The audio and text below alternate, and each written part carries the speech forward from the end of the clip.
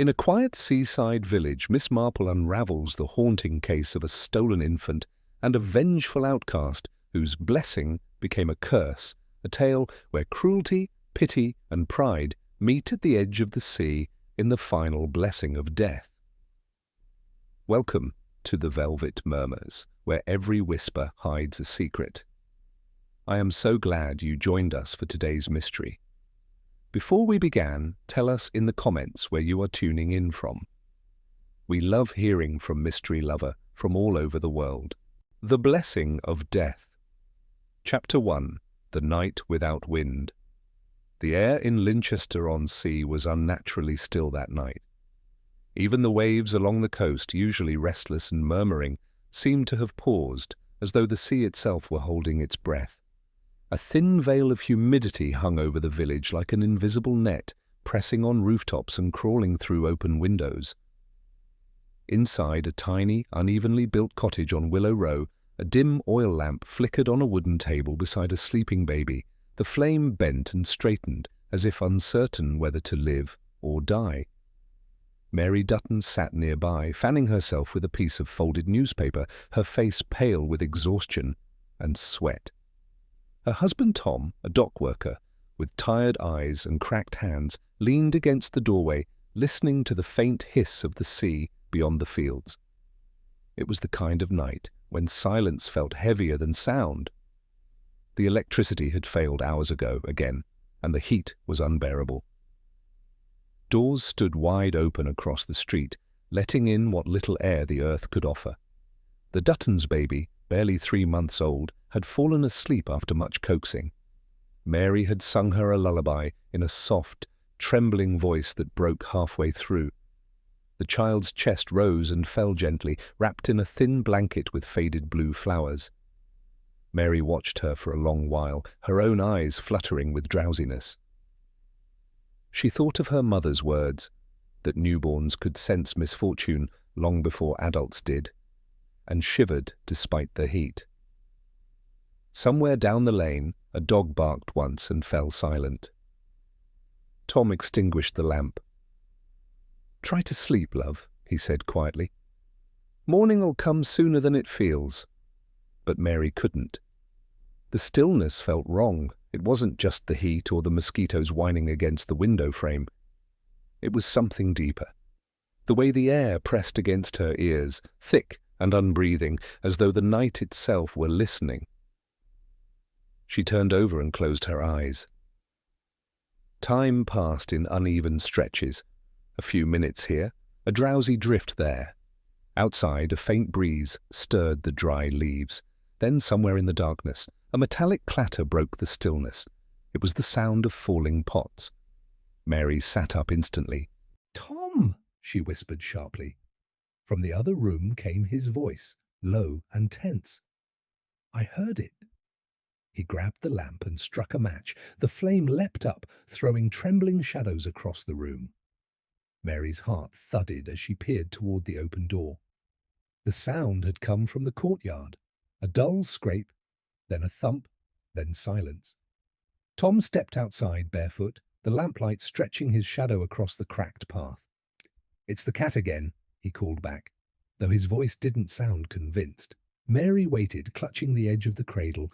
Then, as her eyes drifted down, her breath caught in her throat. The cradle was empty. For a long, terrible second, she couldn't move. She only stared. First at the soft blanket folded neatly at the side, then at the hollow where her baby's small body should have been. Her knees went weak, and the world blurred into one long, echoing scream. "Tom!" The word tore out of her throat like an animal's cry. Tom came running, the lamp shaking in his hand. His face went pale as he looked down. "She's gone," Mary gasped. "Tommy, she's gone!" The silence that followed felt endless. Outside, a curtain fluttered. Somewhere, a door slammed. Within minutes, voices began to rise. Curious, frightened, half-dressed neighbors rushing out with lanterns. The glow of firelight rippled along the narrow street as the Duttons' cry spread like the sound of an alarm bell. The village, half asleep, began to wake. By the time Constable Webb arrived, a crowd had already gathered, women clutching shawls to their chests, men muttering into the humid air. The constable's bicycle lamp cast a pale yellow circle on the ground as he dismounted, pushing through the knot of anxious faces. "Back, everyone! Give the lady some air!" he barked, though he himself looked shaken. Mary sat on the threshold, her hair dishevelled, clutching the empty blanket to her chest like a relic. Tom knelt beside her, silent and trembling. "She was right here," Mary whispered hoarsely. "Right here, beside me. I never even closed my eyes properly. She was sleeping so soundly." Her voice trailed off into sobs. Miss Marple arrived quietly, unnoticed at first. She had been staying 2 streets away with her old friend, Mrs. Haycroft, who had fainted at the first shout. Now she stood at the edge of the crowd, a small, silver-haired figure wrapped in a pale shawl. Her expression was calm, but grave. Miss Marple didn't speak immediately. She simply watched, her eyes moving from the open gate to the overturned bucket, from the faint footprints near the step to the trembling flame of the constable's lamp. Then she bent slightly, examining the ground near the doorstep. "Constable," she said softly, "you see that mark?" Webb frowned. "Which one, Miss Marple?" "That smear by the bucket. It's not the cat's doing, I think. Too deliberate. Someone brushed the dirt with a foot, not in panic, but in haste, a difference that matters." The constable blinked, uncertain, while Miss Marple straightened, her hand still holding her small purse. "Fetch a lantern," she added quietly. "The night hides too much, and this air hides more." By the time the first streaks of dawn began to pale the sky, the whole village had turned restless. The fields shimmered with dew, and the gulls screamed overhead as though sensing something dreadful. Tom and Mary sat huddled together inside their cottage, numb and shaking. Constable Webb questioned neighbours, though every answer was the same. No one had seen a thing. No one, except perhaps Mrs. Finch, the baker's wife, who said she had noticed a woman in a red shawl walking past her window around 9 o'clock, humming softly and tapping a small hand drum. "She called herself Madame Clary," Mrs. Finch murmured. "Said she was giving blessings for the newborns." Miss Marple, standing by the open door, looked up sharply. "A red shawl, you say?" Mrs. Finch nodded. "Aye, and bangles that jingled every time she moved her hand. Looked strange, that one did. Voice deeper than a woman's, eyes painted like a carnival mask. I told her to be on her way." Miss Marple said nothing, but her gaze shifted to the horizon where the sea shimmered faintly through the haze. A gull cried again, circling low over the cliffs. Something in that sound, sharp, aching, almost human, made the older lady's heart tighten. There are cries, she thought, that never come from the throat at all. Some are carried by the wind, some by guilt, and some by the sea. And this night, she felt, had borrowed all 3. Chapter 2. The Woman with the Red Shawl. Dawn rose over Linchester like a tired sigh. The sea looked pale and bruised beneath the first light, and a heavy mist clung to the hedgerows, softening the village into silence. The Duttons' cottage sat at the end of the lane like a secret no one wanted to tell. A few neighbours still lingered nearby, murmuring, shivering, clutching their shawls, as though proximity could dissolve the horror of the night before. Inside, Mary Dutton sat motionless by the window, her hands trembling around a cup of untouched tea. The baby's cradle remained where it had been, empty but still rocking faintly. The soft creak a cruel echo of what had been lost. Tom stood in the doorway, shoulders slumped, face ashen from sleeplessness. Miss Marple had been there since early morning, as calm as a shadow. She spoke very little. Now and then she offered a kind word, a gentle question. Nothing more. Her blue eyes, clear and ancient as frost, took in every corner, every gesture. She noticed the open window, the footprints that led nowhere, the air of dread that had settled like dust. "Poor soul," she murmured softly. "Fear can make a house colder than death." Tom looked up, desperate. Do you think she's alive, Miss Marple, our little girl?" Miss Marple's gaze didn't falter. "Hope, Mr. Dutton, is a duty as much as a comfort, but I fear this case will not be solved by hope alone." At 8:30, Constable Webb returned, his uniform damp with mist. He looked uneasy, his notebook clutched tightly under his arm. "There's talk down by the market," he said. "About that woman, the one with the red shawl. Madame Clary, they call her." "Ah," said Miss Marple quietly. "The lady who blesses for a fee." Webb nodded. "Aye, she was seen near the Duttons' Lane last evening before dark, went to 3 houses asking for money to bless the newborns and left cursing when refused. Mrs. Finch swears she heard her muttering something about the gods taking what's denied to them." "Sounds like nonsense to me, but—" Miss Marple smiled faintly. "Nonsense, Constable, often hides more sense than we're willing to see." Webb frowned. "You mean she might have taken the child?" "I mean," Miss Marple said, looking out the window, "that sometimes people who are denied kindness find other ways to feel powerful. And when that power is mixed with bitterness, the result is seldom gentle." By noon, half the village was whispering her name, Madame Clary, the blessing woman with the painted eyes and the red shawl. Some claimed she was a gypsy. Others said she'd been a maid in a manor once and ran off after stealing silver. Children swore they'd seen her near the old wharf after sundown, singing strange songs to the sea. Miss Marple and Constable Webb followed the trail of rumour down to the lower quarter, where the cottages thinned and the smell of salt grew stronger. "Strange thing," said Webb, wiping his brow. "No one really knows where she sleeps. Just appears, takes her coins, vanishes." Miss Marple's cane clicked gently against the cobbles. "That constable tells us she understands invisibility, the most dangerous sort of knowledge." At the edge of the village stood a row of empty beach huts, their paint peeling, their locks rusted. A stray dog sniffed at the sand, whining softly. There, near the furthest hut, Miss Marple's eyes caught something fluttering, a scrap of crimson cloth snagged on a nail. She stepped closer. The fabric was thin, faded, and smelled faintly of cheap perfume and seaweed. "Red shawl," she whispered. "Our Lady leaves her calling card." Webb crouched beside her, examining the ground. "There's footprints too. 2 sets. A small one here and a larger one alongside. Could be hers and someone else's." Miss Marple nodded slowly. "Perhaps an accomplice, or perhaps a ghost of her former self. Footprints tell many stories, if only we knew which one to believe." They searched further down toward the wharf. The air was heavy with the scent of salt and decay. Gulls circled above, their cries sharp and distant. Near the edge, a small figure appeared through the fog, tall, thin, draped in red, carrying a tin pail of water. "Madame Clary?" Webb muttered. She turned at the sound of footsteps. Her face was oddly painted. Thick powder, bright lips, eyes rimmed in black. Her voice, when she spoke, was too deep for her delicate frame.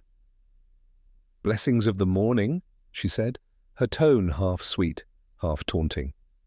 "The village wakes early today." Miss Marple inclined her head politely. "We're looking for a lost child, dear. You may have seen something." Madame Clary's eyes glittered. "Ah, the little angel. Such sorrow.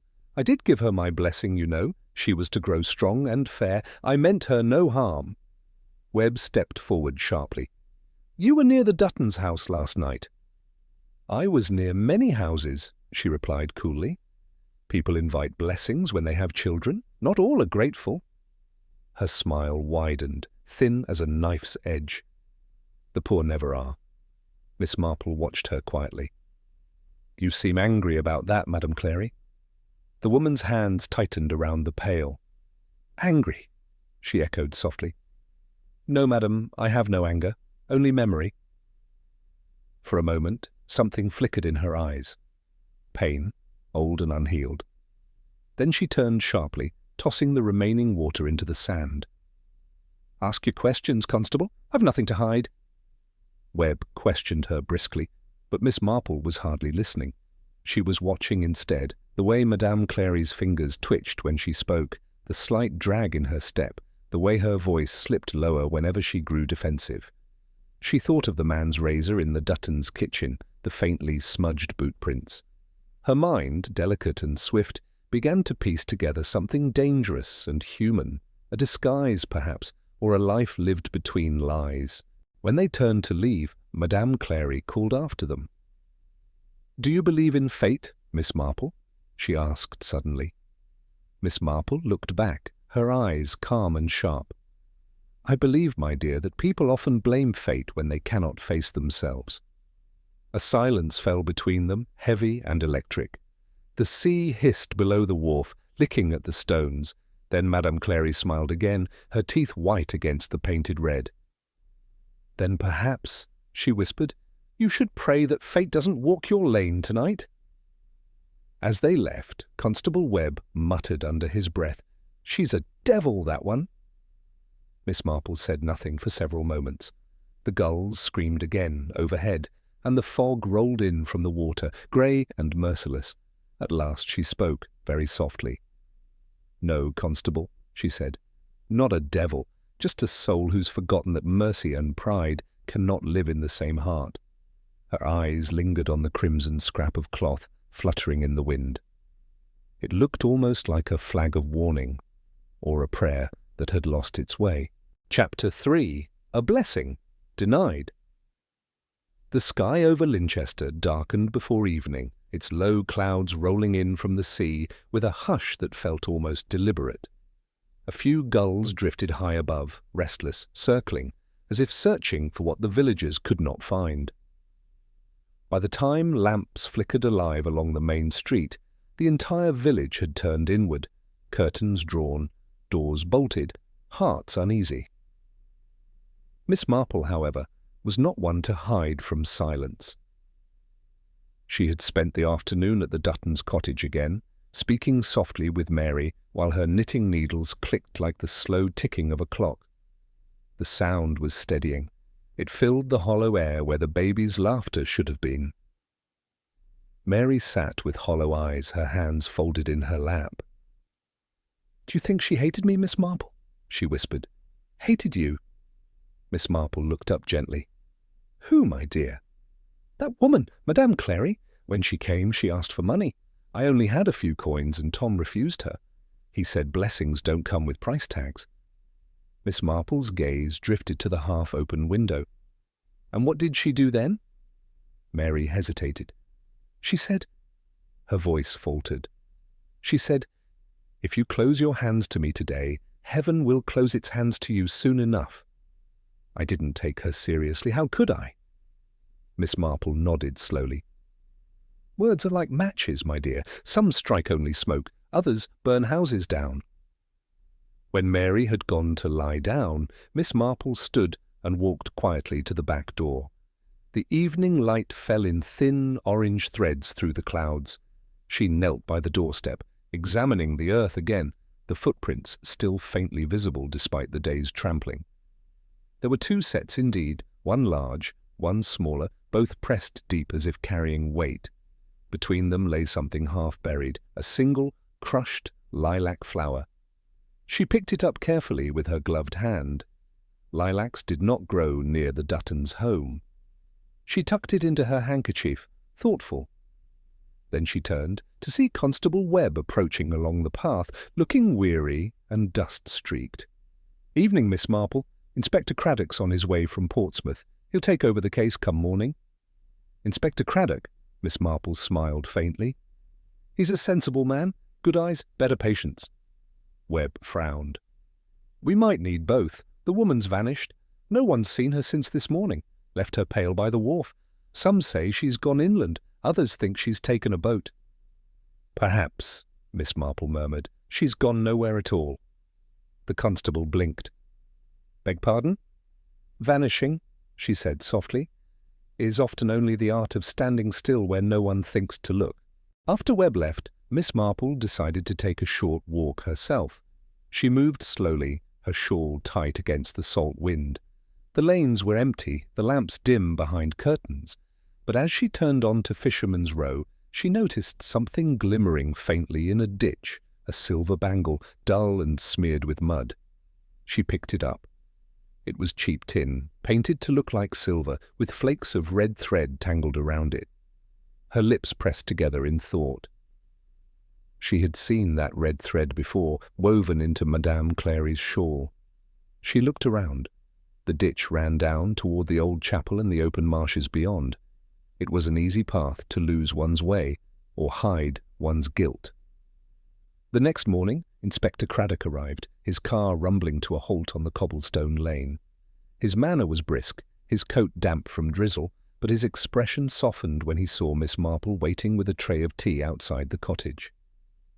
"Miss Marple," he said, bowing slightly, "I might have known you'd be mixed up in this." "Not mixed up, my dear Inspector," she replied mildly. "Merely present where people make a habit of overlooking what's in plain sight." He smiled faintly. "Well, then, perhaps you'll walk me through your plain sights." She gestured toward the yard. 2 sets of footprints, one male, one female, or more likely, one person in 2 sets of shoes. The larger print dragged slightly, suggesting weight carried low and to the left, as in someone used to disguises or costume. Craddock raised an eyebrow. "Disguises?" Miss Marple nodded. "The voice too deep, the walk too heavy, the hands too broad. I've seen such things before, in pantomimes, in travelling fairs, even in our own church choir, where a soprano with a false falsetto fooled us all until he sneezed during the anthem." Craddock laughed softly. "You think Madame Clary's a man?" "I think," Miss Marple said, "that she's someone who wanted the world to believe she was what it refused to let her be." That afternoon, a fisherman arrived at the constable's post, his face pale. "Found something," he stammered. "By the marsh gate, some cloth tangled in the reeds. Red, like a woman's scarf." Within the hour, Miss Marple and Craddock stood beside the marsh where the tide crept sluggishly in. The water was dull grey, the reeds whispering in the wind. There, caught on a broken fence, hung the rest of the red shawl, torn, wet and streaked with sand. Dragged by the tide? Craddock wondered. Or thrown to it? Miss Marple said softly. She knelt, fingers grazing the edge of the fabric. This was deliberate, the tears too clean. Someone wanted us to find this, wanted us to think she was gone. Craddock folded his arms. "So she's alive?" "Oh yes," Miss Marple said quietly. "Alive, and watching how far we've come." They walked back along the marsh road. The wind had risen, snapping at their coats. Ahead, the village roofs gleamed faintly through mist. Craddock spoke after a long pause. "You've seen a great deal of darkness, Miss Marple. Does it ever stop surprising you?" She smiled faintly. "My dear Inspector, wickedness is not what surprises me. What surprises me is how often it hides beneath a wounded heart." As they reached the church gate, she stopped suddenly. A small bundle of flowers lay there, tied with string. Wild lilacs, fresh, damp. Craddock frowned. "Someone's been here this morning." "Yes," Miss Marple murmured. "Someone who wanted to remind us that even cruelty leaves tokens behind." Her eyes lifted toward the cliff road, where the fog gathered thickest. Somewhere beyond that veil she felt the presence of a watcher, neither ghost nor spirit, but something far colder. A blessing once denied, now demanding to be repaid. Chapter 4. Shadows on the Shore. The sea that morning was a strange colour, neither blue nor grey, but something in between, like tarnished metal. A faint mist hung above it, trembling where the light touched, and the air carried a low, rhythmic murmur. The sound of waves against the wharf, soft yet relentless, as if repeating a secret too old to forget. Inspector Craddock and Miss Marple walked side by side along the narrow coastal path. The wind tugged at their coats, and the salt left a taste like rust upon their lips. Behind them, Linchesters slept uneasily, shutters drawn, dogs restless, the name Madame Clary whispered in doorways like a curse. "She's still here," Craddock said finally, glancing toward the sea. "Somewhere close. You were right, Miss Marple." No boats have gone out since yesterday's storm and the marsh road's too wet to cross on foot. Yes, said Miss Marple, her tone quiet but certain. She's hiding, Inspector. Not far, just beyond the reach of conscience. Craddock frowned. You make it sound poetic. Miss Marple smiled faintly. Poetry, my dear, is only truth wearing prettier shoes. They descended toward the old wharf, its wooden boards warped and slick with moss. The air smelled of brine and rotting rope. A few gulls perched on the railings, glaring down at them with sharp, white eyes. The sea beneath was restless, dark streaks of foam sliding over each other like folded cloth. Near the edge, Craddock paused. This wharf hasn't been used in years, he said. Smugglers, maybe. Fishermen used to mend nets here. Now it's just driftwood and ghosts. Miss Marple's gaze followed a set of faint footprints pressed into the damp sand. One large, one smaller, leading away from the wharf, half swallowed by the tide. Ghosts, she murmured. Don't leave footprints, Inspector. She crouched down, studying the impressions. See how deep they are? She was carrying something heavy. Craddock's voice softened.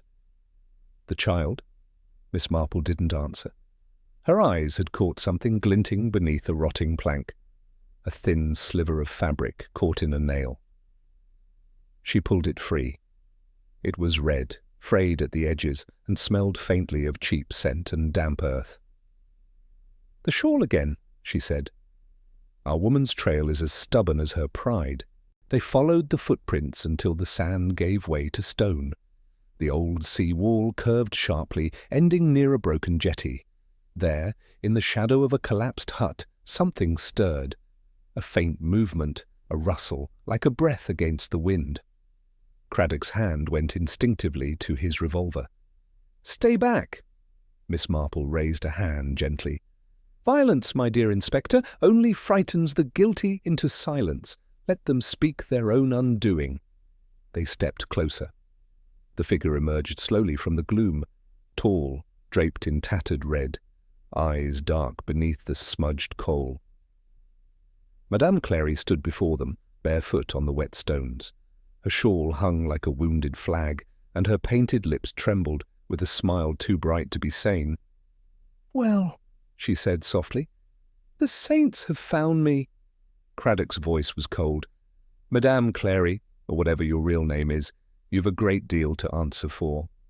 Her gaze slid toward Miss Marple. And you, old one? Do you think you've solved it all? That clever knitting of yours won't mend this. Miss Marple looked at her calmly. You're frightened, my dear, frightened of something much smaller than us. The truth. Madame Clary laughed, a brittle sound that cracked in the air. Truth? You think truth is holy? I've seen the truth, madam. It lives in people's hunger, in their pity that turns to disgust when they see what doesn't fit their neat little world. Craddock stepped forward. Where is the child? The laughter stopped. Her eyes darted toward the sea. For a second, the mask slipped, and in her trembling jaw, Miss Marple saw something almost human, guilt, desperation. I blessed her, Madame Clary whispered. I blessed her with silence. The inspector's breath caught. What do you mean? But Miss Marple touched his arm. Not here, she said softly. The sea listens, Inspector, but it twists every word. They escorted Madame Clary up the path toward the village, her bare feet scraping against the gravel. She didn't resist, only muttered under her breath, fragments of prayers and curses mixed like broken glass. When they reached the churchyard gate, she suddenly stopped and turned. Do you know what it's like, she said, to be neither wanted nor believed? To walk through villages and see mothers clutch their children tighter? Not because of what you've done, but because of what you are. Miss Marple's eyes were sorrowful. I know what it is to be lonely, my dear, but loneliness doesn't give one the right to wound others. The woman's expression changed, fury flaring for an instant, then dying just as quickly. You think I hurt her on purpose, but she wouldn't stop crying. I only wanted her to sleep. Craddock's jaw tightened. You're saying you— I don't know what I'm saying, she cried suddenly. The night was too quiet, the air too thick. I couldn't breathe. She couldn't breathe. And when she stopped crying, it was so peaceful. Her voice broke into a whisper. Like the sea after a storm. Later, as Craddock led her into custody, Miss Marple stood alone outside the churchyard. The bell tower cast its long shadow across the graves, and the wind began to rise again, pulling the red scrap of shawl she still held between her fingers. The village would talk for weeks. About the blessing woman, the stolen child, the devil in red. But Miss Marple knew better. Evil, she reflected, seldom wears horns. It often comes draped in pity, smiling beneath paint and perfume, craving only to be seen. She turned toward the sea one last time. The tide had risen, swallowing the footprints, smoothing the sand into something clean and silent. But silence, Miss Marple thought, was only a liar's confession written in water. Chapter 5. The Mask Beneath the Veil. The following morning broke thin and colourless. Rain had fallen through the night, leaving the cobblestones slick and shining like black glass. In the small hours, the constables had taken Madame Clary to the jail in Linchester, where she sat silent in her cell, wrapped in her tattered red shawl. Miss Marple rose early, as was her habit. She took her tea by the window of Mrs. Haycroft's parlour, watching the mist lift from the sea. The air smelled of damp rope and coal smoke. She had slept little. Faces had drifted through her dreams, Mary's hollow eyes, Tom's trembling hands, and Madame Clary's painted smile breaking into sudden tears. When Inspector Craddock arrived just after 8, his coat dark with rain, Miss Marple was already fastening her hat. "You're coming with me, then?" he said with a weary grin. "If you mean to look through her lodgings," she replied gently. "I should very much like to help." They found Madame Clary's room behind the fishmonger's, above a half-abandoned tavern called the Sailor's Rest. A sour smell of gin and salt hung in the passageway. Craddock forced the lock with a quick twist, and the door creaked open on a narrow room lit by one filthy window. Miss Marple stepped inside first, her eyes sweeping over the chaos. Trunks gaping open, garments spilling out in heaps, scarves, wigs, and glass bangles scattered like the remnants of a carnival. A cracked mirror leaned against the wall, its silver backing eaten away until her own reflection looked like a ghost's. "Good heavens," muttered Craddock. "A theatre dressing-room gone to ruin." "Or a life built on performance," Miss Marple murmured. She moved delicately, her fingers grazing each object as though it might speak. There was powder on the table, cheap rouge in a chipped pot, and beside it, startlingly out of place, a shaving brush and a dull-edged razor. "Do you see, Inspector?" she said softly. "A lady's rouge and a gentleman's razor, living side by side." Craddock bent to examine a pair of boots by the bed. Large, heavy, the leather cracked at the heel. "Too big for her," he said. Miss Marple nodded. Too big for the person she pretended to be. They found a small wooden box hidden beneath the mattress. Craddock pried it open. Inside lay a stack of letters bound with string and one faded photograph. Miss Marple took the picture carefully.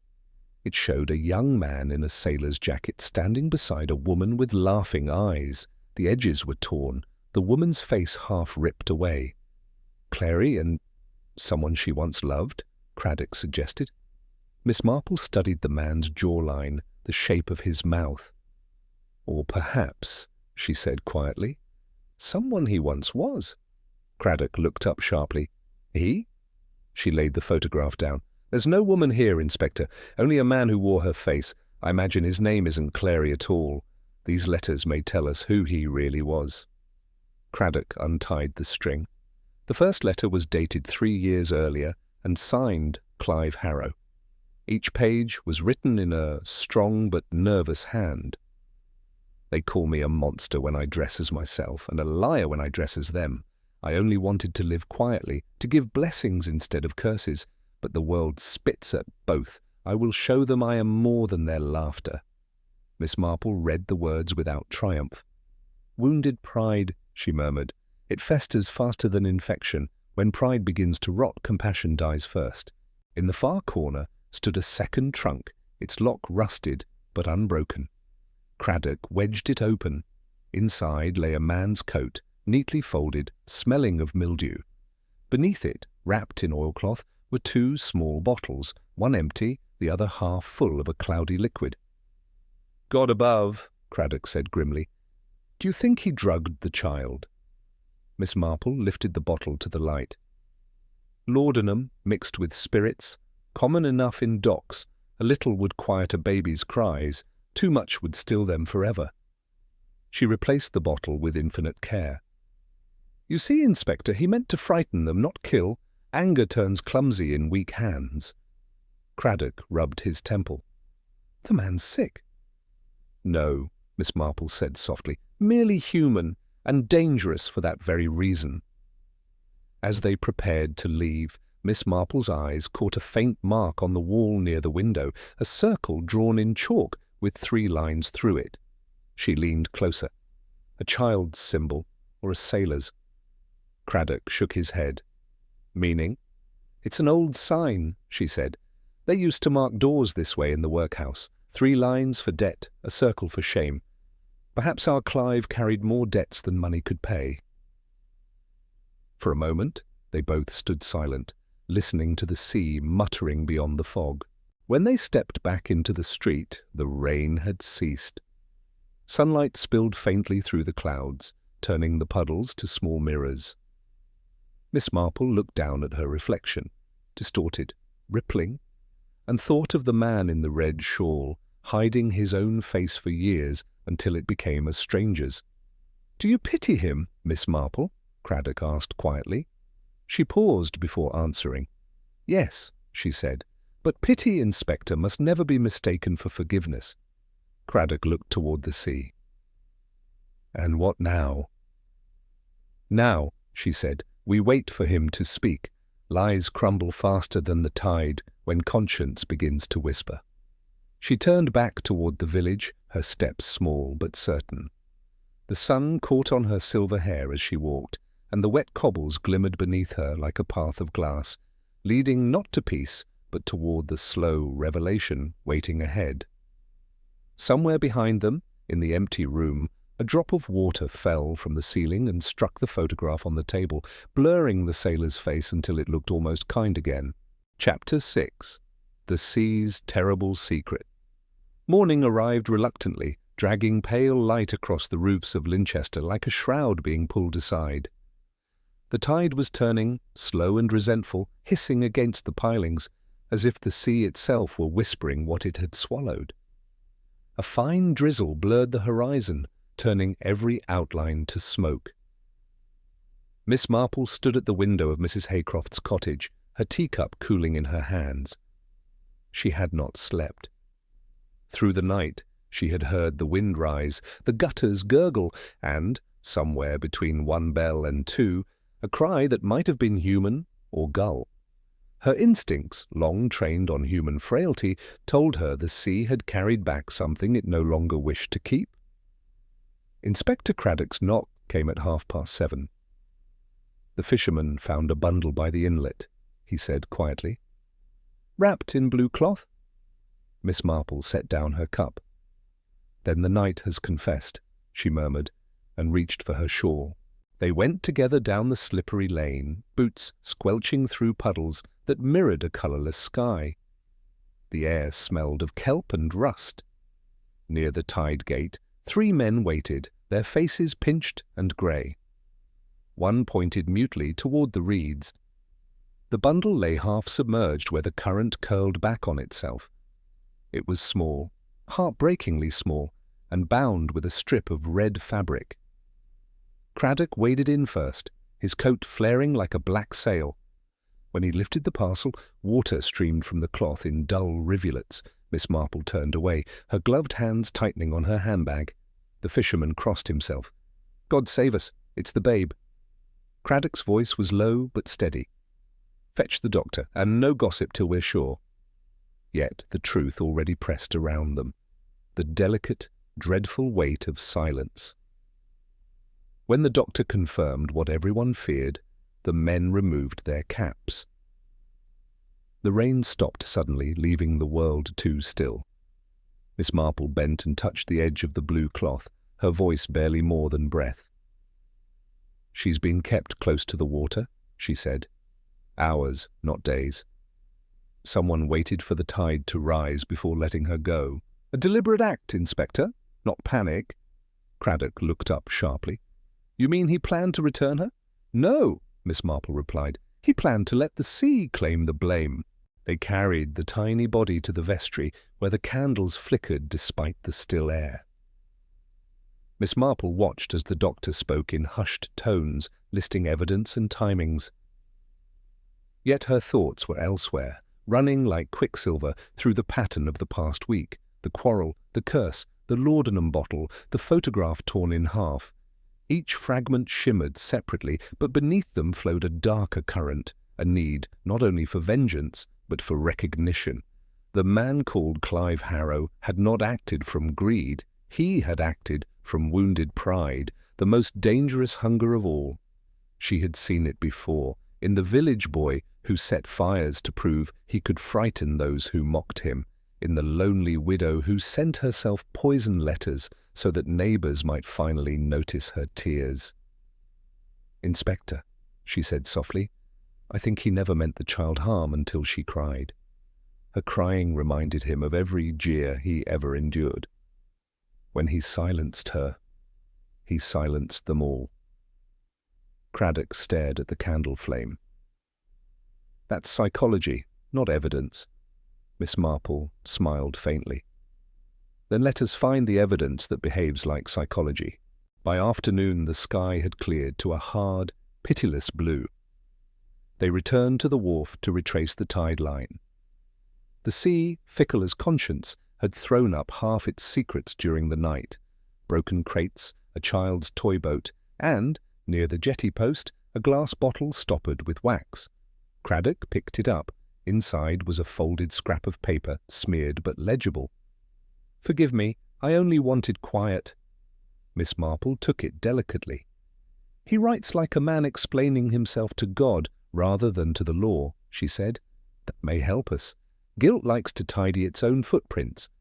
They combed the shore for hours. Each wave withdrew with a sigh, leaving clues thin as whispers. A torn glove, a footprint half filled with water, a smear of rouge on a stone. Every discovery made the air heavier. At last, Craddock straightened. "There's enough here to hang him twice." Miss Marple shook her head. "We shall not need the rope. His punishment will be longer than any gallows, you'll see. That evening, they faced Clive Harrow in the cell. He looked smaller without the red shawl, almost boyish in the coarse prison coat. The paint had been scrubbed from his face, leaving pale patches where the rouge had burned the skin.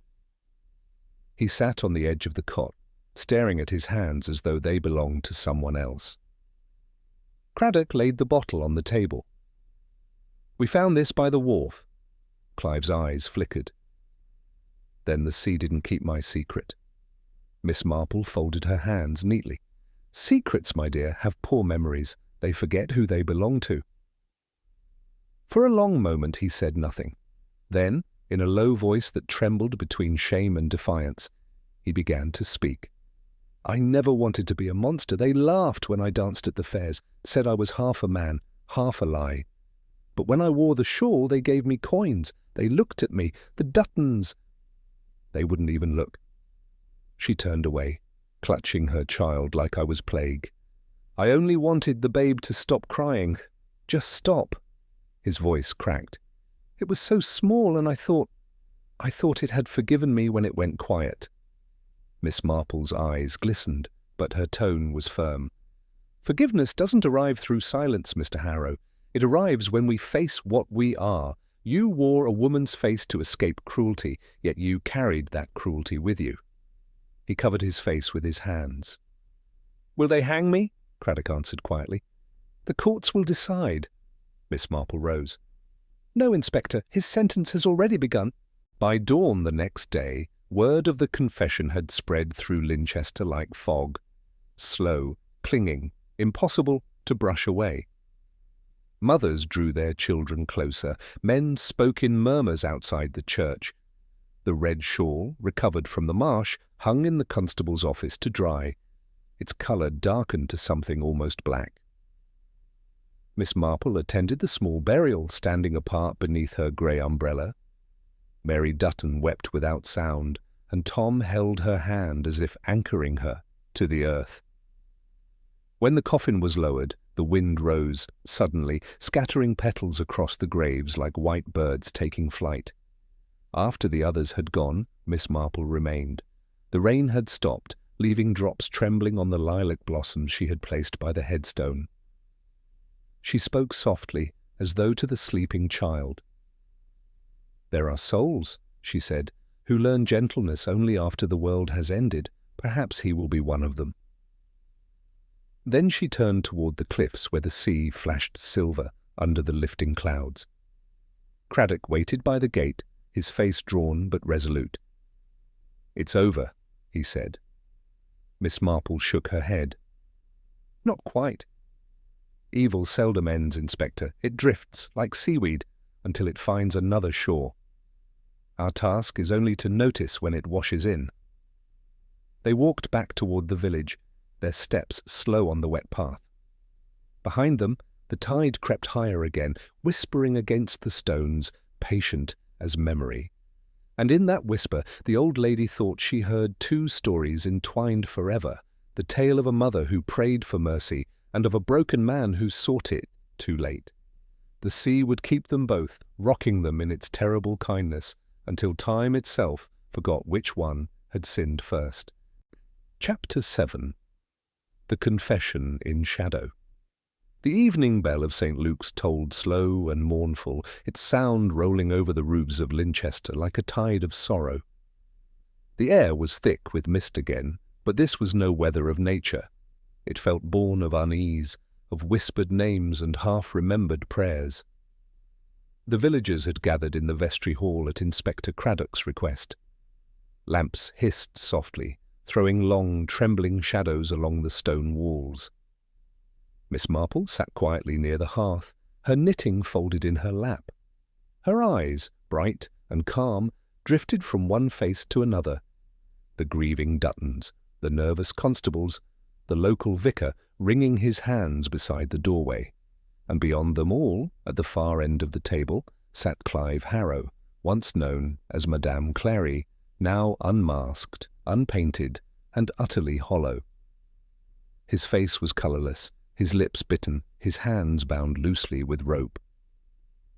He looked like a man who had been emptied of everything but memory. Inspector Craddock stood. His voice was steady, but there was weariness in it, the kind of exhaustion that comes from staring too long at evil and finding too much humanity behind it. "Mr. Harrow," he said, "you have confessed to taking the Dutton child from her cradle and to causing her death, whether by accident or otherwise. But before you're taken to the magistrate, Miss Marple wishes to speak. You will listen." Clive lifted his head slowly, his eyes flickering toward her. "You want to preach to me, old woman?" he asked hoarsely. Miss Marple smiled faintly, the kind of smile that was neither kind nor cruel, only understanding. "No, my dear, I've never been fond of sermons. They tend to reach the ears, not the heart. I only wish to remind you, and perhaps everyone here, what truly happened that night." The room fell silent except for the soft crackle of the fire. Miss Marple's voice, low and deliberate, filled the stillness like the turning of slow gears.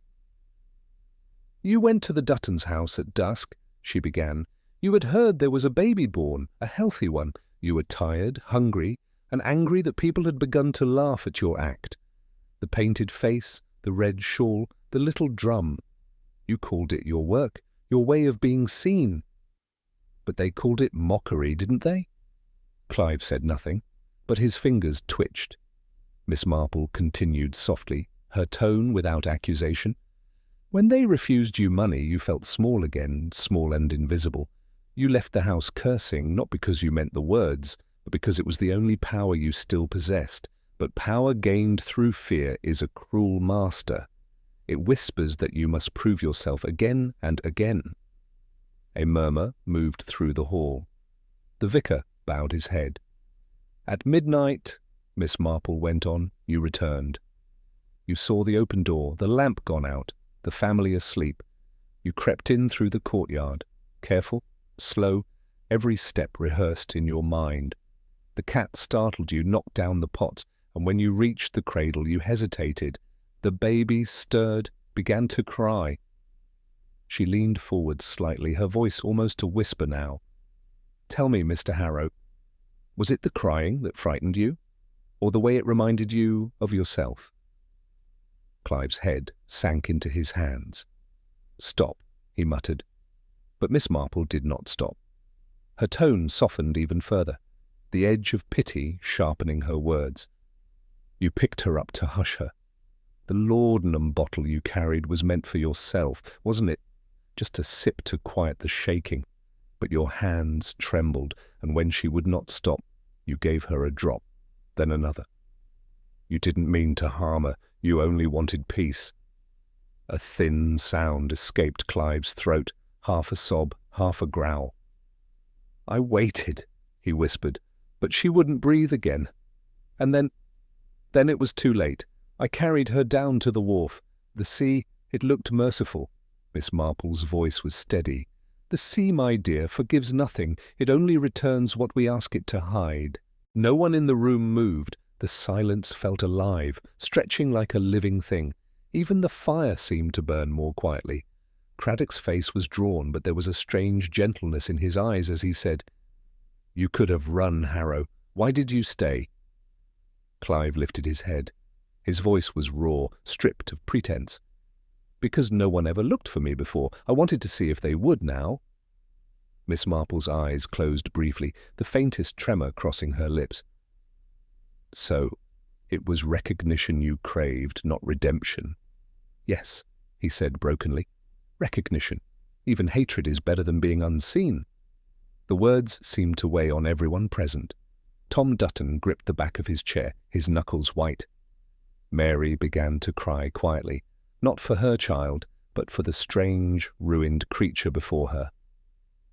The vicar whispered a prayer under his breath. Miss Marple stood slowly, her small frame outlined by the firelight. There are many sorts of murders, Inspector, she said softly. Some are done with hands, some with words, and some with years of neglect. The world made a monster of this man long before he touched that child. But understanding does not excuse, it only explains. She looked around the room, her clear eyes meeting each face. And perhaps, if Linchester had given him a loaf instead of laughter, a name instead of mockery, we might not be gathered here tonight. Craddock said nothing. His jaw was tight, his gaze lowered. Clive gave a broken laugh. Do you pity me, old woman? Miss Marple shook her head. No, Mr. Harrow, pity is useless, but I am sorry for you. There's a difference. He looked at her for a long time, then bowed his head again. You're the first person who's ever said that to me. The constables stepped forward to lead him away. As the ropes brushed against his wrists, he turned once more to Miss Marple. Do you think God forgives a man like me? Her voice was quiet, but unflinching. I think God may forgive the soul, but never the vanity that destroyed it. You wanted to play saint and sinner both. That's a role no mortal can perform for long. Clive nodded slowly. Then maybe I was only ever the shadow between them. He allowed himself to be led out. The door closed with a hollow sound, leaving behind an echo that seemed to breathe in the rafters. For a long while, no one spoke. The fire crackled, sending thin spirals of smoke curling upward. Then Mary Dutton rose and placed a single lilac flower on the table, one Miss Marple had picked from the churchyard earlier that morning. She used to smell of lilacs, Mary whispered. It's all I can remember now. Miss Marple reached out, covering Mary's trembling hand with her own. Then remember that, my dear, the scent, not the silence.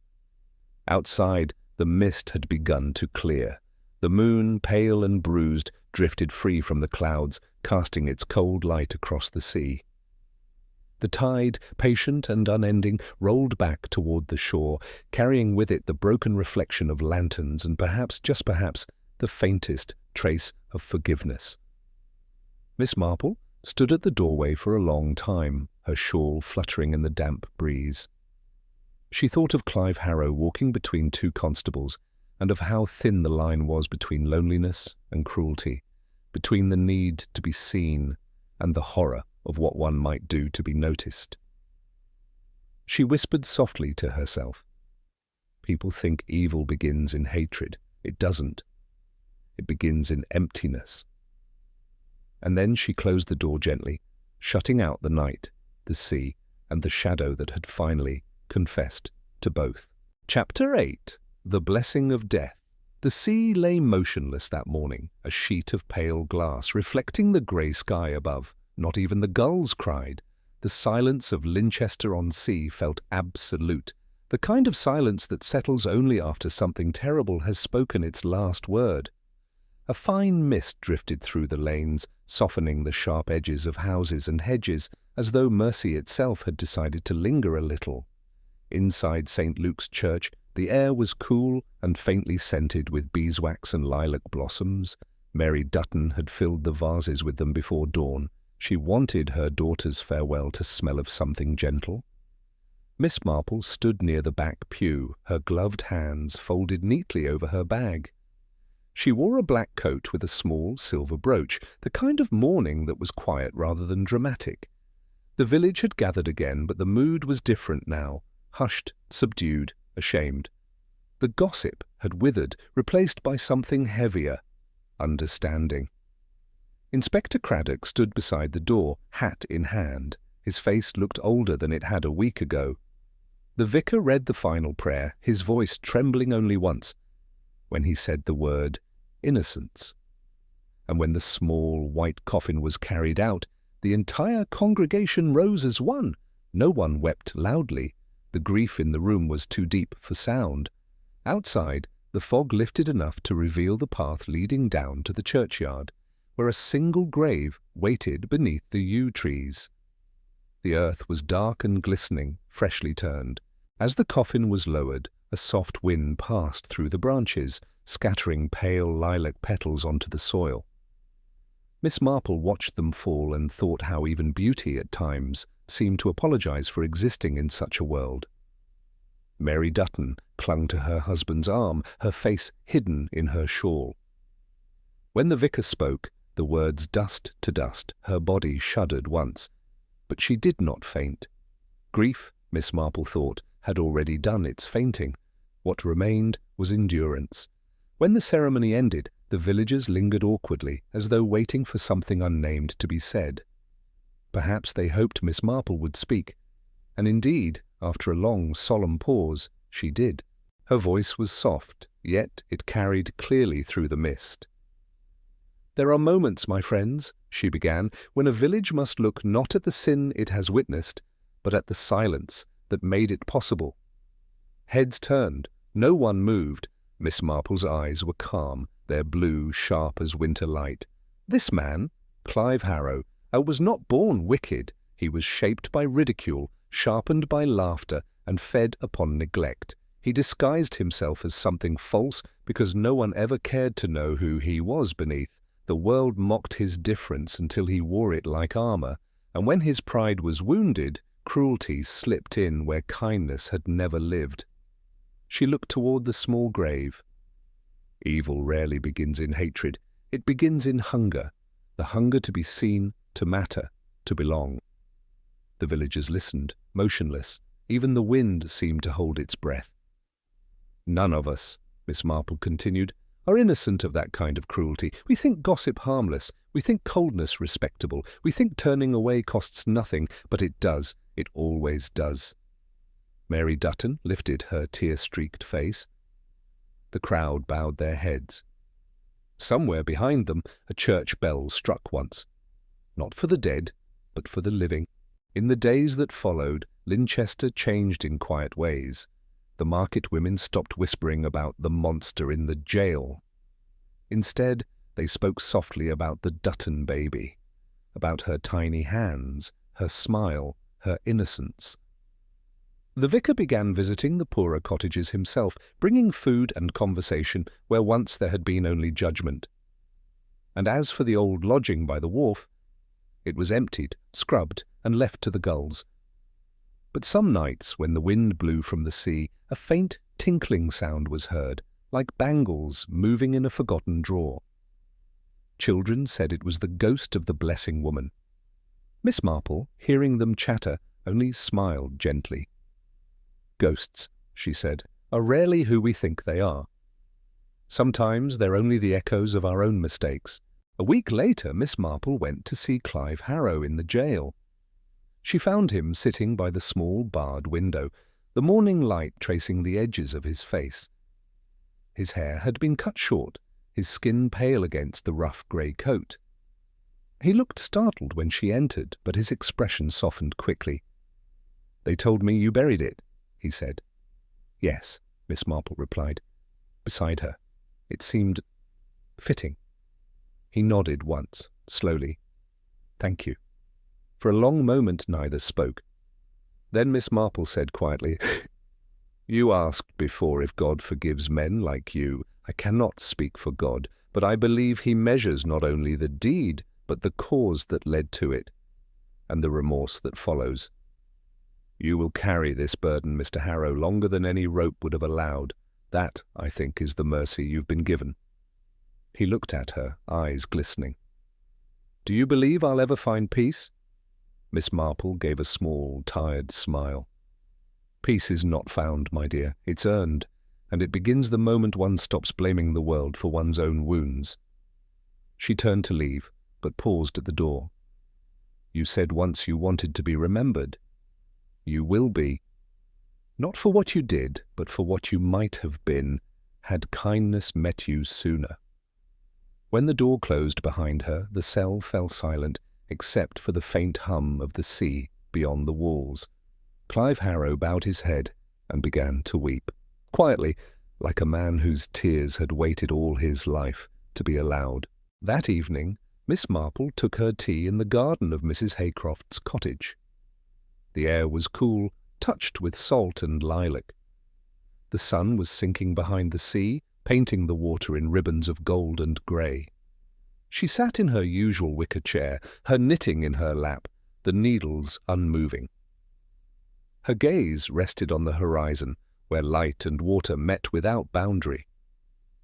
She thought of the Dutton child, sleeping beneath her lilacs, of Clive Harrow, waiting for forgiveness in a grey cell, of the villagers who now looked at one another differently, with a gentler kind of caution. And she thought, not without a tremor, of how easily compassion could have rewritten this story had it arrived one day earlier.